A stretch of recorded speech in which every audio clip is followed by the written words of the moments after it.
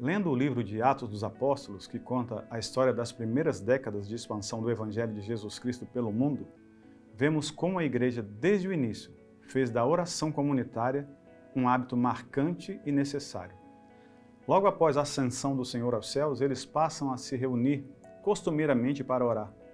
Diz o texto de Atos 1,17 que os 11 apóstolos perseveravam unânimes em oração com as mulheres, com Maria, mãe de Jesus, e com os irmãos dele.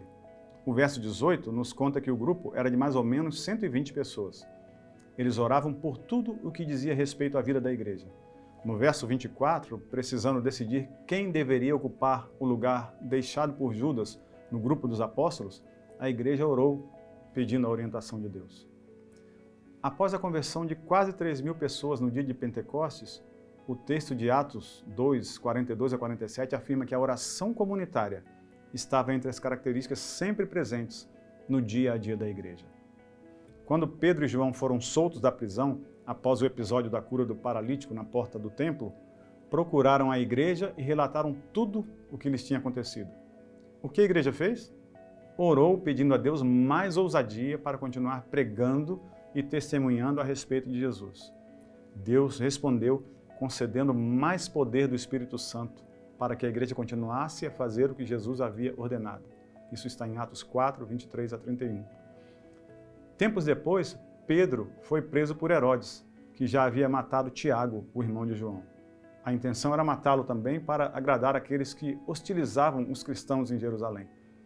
Atos 12, 5 diz que havia oração incessante a Deus por parte da igreja a favor de Pedro. E o restante do capítulo relata o livramento que Deus deu a Pedro por causa dessa intercessão comunitária a favor dele. O verso 12 diz que havia muitas pessoas congregadas orando naquela noite na casa de Maria, mãe de João Marcos, orando pela libertação de Pedro. Em várias de suas cartas às igrejas, o apóstolo Paulo conclama os cristãos a orarem uns pelos outros, não apenas quando sozinhos, mas em grupo. Permitam-me citar aqui a apresentação de um livro chamado Orando Juntos, de autoria de uma irmã chamada Megan Hill. Um cristão nunca ora sozinho. Ouvida pelo Pai, ajudada pelo Filho e pelo Espírito, e unida às orações dos outros, a oração de um crente sempre expressa um relacionamento. É apropriado, então, que Deus tenha projetado a igreja para ser uma comunidade de crentes que regularmente oram juntos e, no entanto, muitas vezes deixamos de priorizar esses tempos em nossas vidas diárias.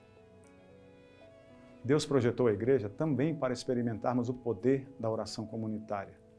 À luz dos textos bíblicos que lemos, é seguro afirmar que uma igreja que não prioriza a oração comunitária perde a oportunidade de experimentar de forma mais profunda o poder de Deus no exercício do seu testemunho ao mundo à sua volta.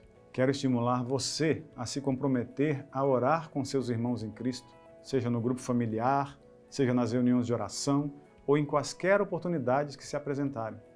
Certamente você descobrirá que compartilhar as cargas em oração as torna mais suportáveis.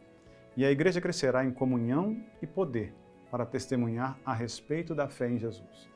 Que Deus nos abençoe com uma vida rica de oração comunitária. Um grande abraço.